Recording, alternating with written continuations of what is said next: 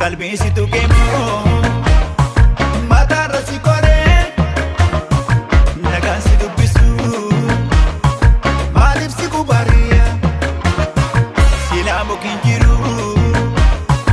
kan itti hirkatanii silaa namni hin jiru kan itti mataniya manaa gadi hin bahin dargaggeessi wal fide otoon si hammadde morma keenya lalite kabiiftuun illinne maa urjii calaayite atoo kanan dinne maa qalbiin na shakkitine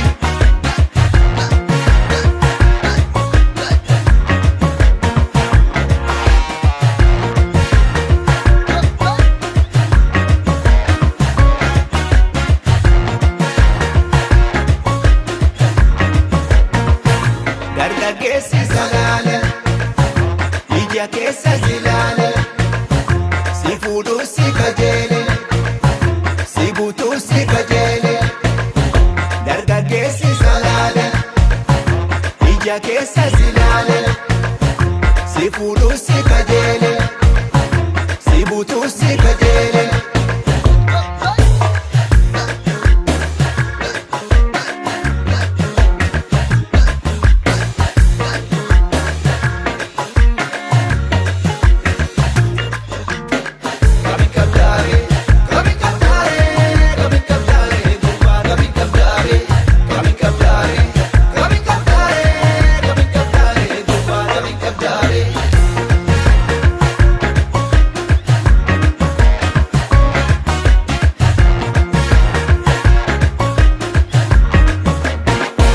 Qalbii si tuqeemoo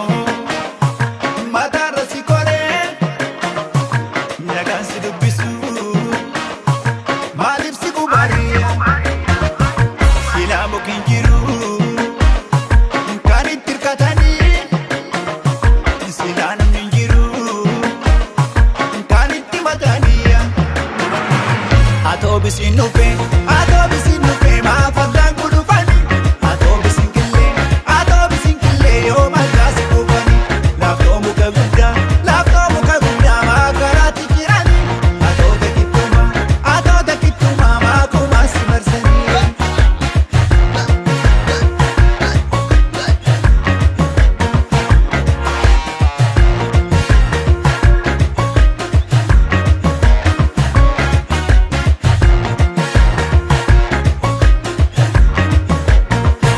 dargaggeessi salaale